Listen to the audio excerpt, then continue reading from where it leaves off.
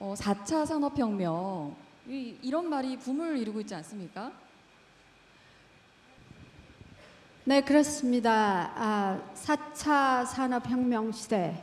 자, 이때는 로봇 기술, 인공지능, 그 다음에 생명과학이 주도하는 그런 시대에 도래하면 정말 지금 엄청 잘 나가는 직업도 없어질 것이고 또 새로운 분야의 직업이 많이 생겨날 것입니다.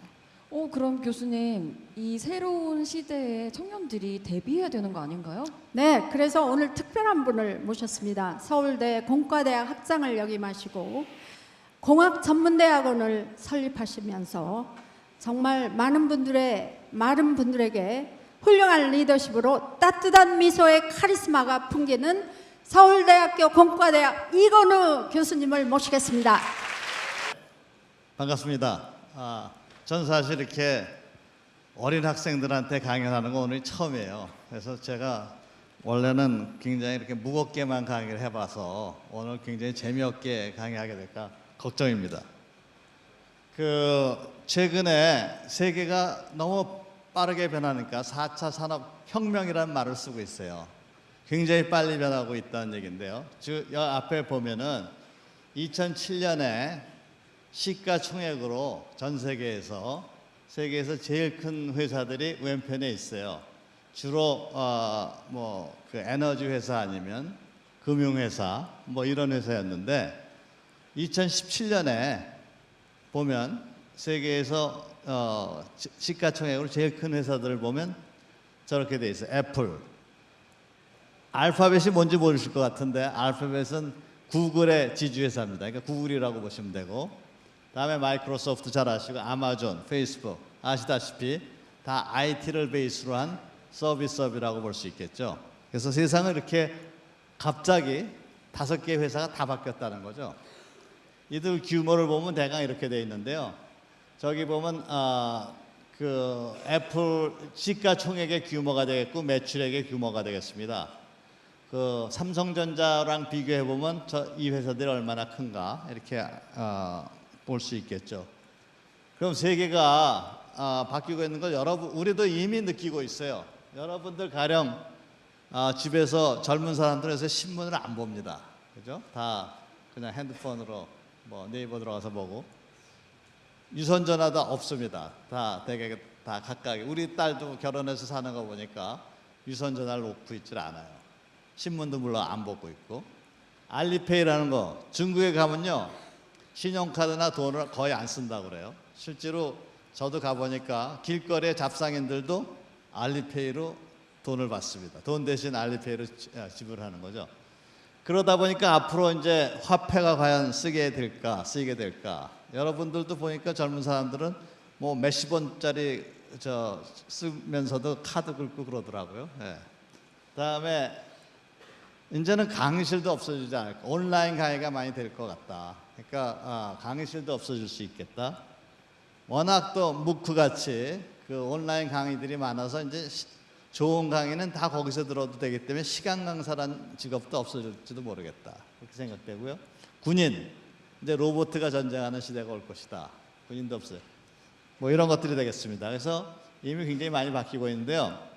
4차 산업혁명 아까 누가 사회자가 질문하셨는데 이름은 많이 들어보셨죠? 하도 여기저기서 떠드니까.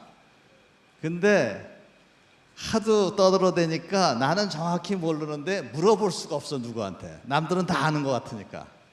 그래서 제가 4차 산업혁명이라는 게 뭔지 오늘 짧은 시간 내에 설명하고, 여러분들 그것만 알고 가도 오늘 그럭저럭 본전은 건지고 가는 게 아닌가 그렇게 생각합니다.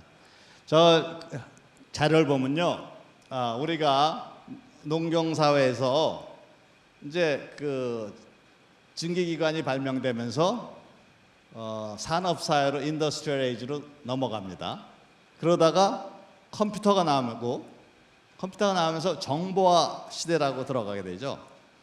그리고 그 중간에 이제 월드 와이드 웹이라고 지금 인터넷 같은 것이 이제 나오게 됩니다. 그게 1989년에 나왔어요. 그러면서 최근에 와서 정보화 시대에서 뭘로 변하냐면 사이버 피지컬 시대, 사이버 피지컬 에이지라는 용어, 이게 사실은 4차 산업혁명 시대에 좀 더 학구적인, 좀 정확한 표현이 되지 않을까 그렇게 생각해요. 그럼 사이버 피지컬 에이지라는 게 뭐냐? 그걸 보면 그 제4차 산업혁명이란 말은 사실은 이 클라우스 슈밥이라는 사람이 The Fourth Industrial Revolution이라는 책을 내면서 그 말이 이제 생기게 된 건데요. 사이버 피지컬 4차 산업혁명이라는 게 의미를 보기 위해서 4차 산업혁명 전과 4차 산업혁명 후의 모습을, 세상의 모습을 제가 그림을 그려봤어요. 우리 세상이, 우리가 지금 여기 있는 이 공간이 바로 피지컬 월드입니다. 우리가 살고 있는 세상이. 근데 또 컴퓨터가 있는 그런 사이버 월드가 있습니다. 현재는 우리가 이 피지컬 월드 내에 있는 어떤 공장이 됐건 자동차가 됐건 우리가 사는 집이 됐건 그것을 운영하는 거는 사람이 하고 있어요. 사람이 다 스위치도 켜고 뭐 프로그램도 만들고 공장 같으면 컨베이어 벨트가 돌아가게도 했다, 뭐 쓰게도 했다, 이런 일을 다 사람이 합니다. 단 컴퓨터의 도움을 받아요. 우리가 자동차를 운전할 때 내비게이터가 있잖아요. 내비게이터가 왼쪽 오른쪽을 알려주면 실제로 최종적으로 차를 움직이는 건 사람이죠. 그게 4차 산업혁명 전의 모습인데 4차 산업혁명 후에는 어떻게 됐냐면 이 사이버 월드, 아까 컴퓨터 세계하고 피지컬 월드가 완전히 서로 연결이 됩니다. 중간에 사람이 없어요. 그래갖고 이 컴퓨터가 이 우리가 운영하고자 하는, 우리가 원래 사람이 그 드라이브했던 자동차가 됐건 공장이 됐건 이런 것들의 상태를 지가 다 센서를 통해서 센싱을 한 다음에 기존에 갖고 있던 경험도 다 빅데이터에 집어넣고 인공지능을 이용해서 현재 상태에선 어떤 결정을 내려야 되는가를 자동으로 결정을 내리게 됩니다. 그러니까 이제는 과거에는 사람이 결정을 내리던 거를 컴퓨터가 결정까지 내버리게 되는, 그래서 그런 세상이 바로 4차 산업혁명이 되는 건데요. 가장 대표적인 예가 무인자동차. 무인자동차는 자기가 알아서 가는 거 아니에요? 길거리에 사람이 나오면 지가 알아서 피하고, 그죠? 또 여러분 지난번에 우리한테 굉장히 충격을 줬던 그 이세돌을 이겼던 알파고, 자기가 다 결정해서 하잖아요. 그런 게 바로 4차 산업혁명의 기본 모습이 되겠습니다. 2025년에는 어떤 변화가 있을 것인가, 이게 예측한 거예요. 가령 인구의 10%가 인터넷에 연결된 의류를 입는다. 그러니까 이제 더 이상 핸드폰 들어가서 하는 게 아니라 내가 입고 있는 상태에서 저절로 다 연결이 되어 있는다든가, 안경으로 연결된다든가, 또는 인구의 90%가 무한 용량의 무료 저장소를 보유한다. 91%가 그 정도 확률이 될 거라고 보는 건데요. 이미 지금도 드랍박스 같은 거 무한은 아니지만 어느 정도 돼 있죠. 다음에 뭐 미국 최초 로봇 약사가 등장한다라든가 뭐 이런 여러 가지가 있습니다. 이게 이제 세상이 얼마나 변할까를 보게 되는 건데, 이건 또 굉장히 많은 사람들이 이제 인터넷상에서, 디지털 세상에서 자기 아이들을 갖게 된다는 얘기고요. 또 스마트폰, PC보다 스마트폰을 더 많이 쓰는 게 되고, 그런 나라들이 이렇게 되어 있습니다. 우리나라 물론 있죠. 다음에 이것도 뭐 넘어가고요. 자, 이 4차 산업혁명으로 인해서 직업의 변화가 어떻게 변할 것인가. 여러분들 관심 있죠? 내가 앞으로 무슨 대학 가서 무슨 전공을 해야 될까? 무슨 직업을 내가 할 것인가? 보면 없어질 직업은 택하면 안 될 거 아니야. 텔레마케터 같은 건 100% 없어집니다. 90%라고 되어 있지만, 세무사는 뜻밖이죠. 네, 세무사 여러분들, 차량보험 감정사, 뭐 법률사무소 이런 것들이 되겠습니다. 그럼 이제 여러분들이 다들 궁금해요. 특히 젊은 사람들, 저도 딸들이 있는데 걔네들이 벌써 아기가 이제 3살, 뭐 2살 뭐 이런데 벌써 걱정인 거야. 얘들 뭘 시켜야 되는가? 예? 근데 과연 알 수가 없잖아요. 앞으로 세상이 어떻게 변할지. 그런데 거기에 대한 답은 이거예요. 피터 드러커라고 경영학에 굉장히 유명한 사람인데, 미래를 예측하는 데 가장 좋은 방법은 자기가 미래를 만드는 거다. 이게 가장 중요한 겁니다. 그러니까 여러분이 여러분의 미래를 개척하는 수밖에 없어요. 뭐가 될지 알 수가 없는 거예요, 지금. 예, 그래서 이게 좋은 방법이라고 얘기를 할 수가 있고요. 그림자는 넘어가고 지금 시간이 없으니까. 그러면 우리가 이런 4차 산업혁명 시대에 바람직한 인재가 되려면 내가 어떤 능력이 있으면 좋겠는가, 그런 걸 생각해야 되겠죠. 우선 여기 보면 처음에 상황 맥락 진행, 굉장히 복잡한 건데, 아니 말로는 힘들어 보이는데 주변 상황을 잘 보고선 적응하라는 거예요. 그러니까 쉽게 얘기하면 눈치가 있어라 얘기죠. 예? 예. 둘째, 그다음에 이모셔널 인텔리전스는 지능이라는 건데, 남과 감정으로 잘 교류를 할 수 있는. 오케이. 예. 그리고 그다음에 인스파이어드 인텔리전스, 이게 바로 아까 노블 교수님 얘기한 이미지네이션하고 관계되는 창의력, 이런 게 되겠습니다. 그 다음에 피지컬 인텔리전스는 방금 엄 교수님 얘기하신 건강, 신체적인 건강, 정신적인 건강, 이런 게 되겠습니다. 그래서 실제로 필요한 능력으로는 창의성, 적응력, 소통 능력, 다음에 자체 학습 능력이 굉장히 중요해요. 어차피 세상이 너무 빨리 변하기 때문에 학교에서 배운 것 갖고 울고 먹을 수 있는 기간이 너무 짧아요. 항상 자기가 새로 배워야 돼요. 예? 그리고 오픈 마인드, 그러려면 새로 배우려면 항상 마음이 열려 있어야 돼요. 예?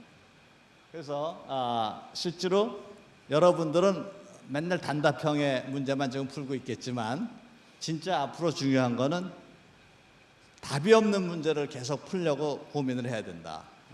실제로 세상엔 답이 없는 문제들만 있기 때문에, 그러기 위해서는 프로젝트 베이스드 수업 같은 걸 많이 해야 되고, 토론 수업을 많이 해야 되고, 뭐 이런 게 되겠습니다.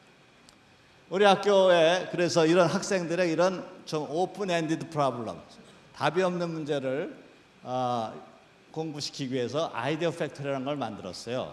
그래서 여기서는 이런 공간인데 학생들이 24시간 또 휴일 없이 7일 내내 이게 열려 있습니다. 그래서 자기네끼리 모여서 서로 토론도 하고, 아이디어가 있으면 물건도 만들어 보고, 또 뭐 누워서 뒹굴기도 하고, 그런 공간입니다, 이게.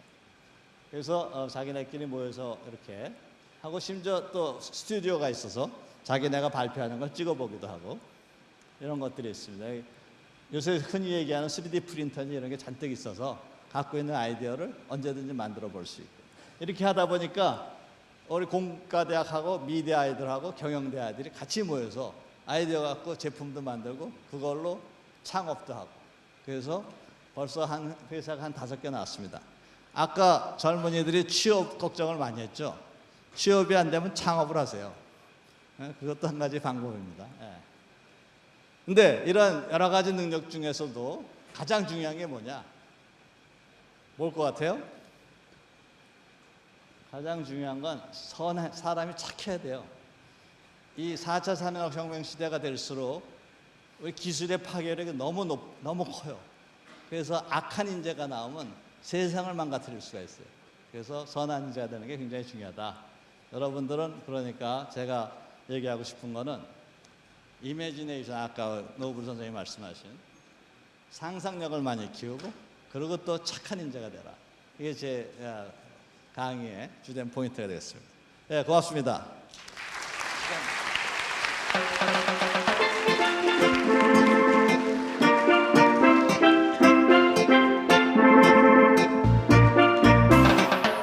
와, 4차 산업혁명에 대한 설명 잘 들으셨죠?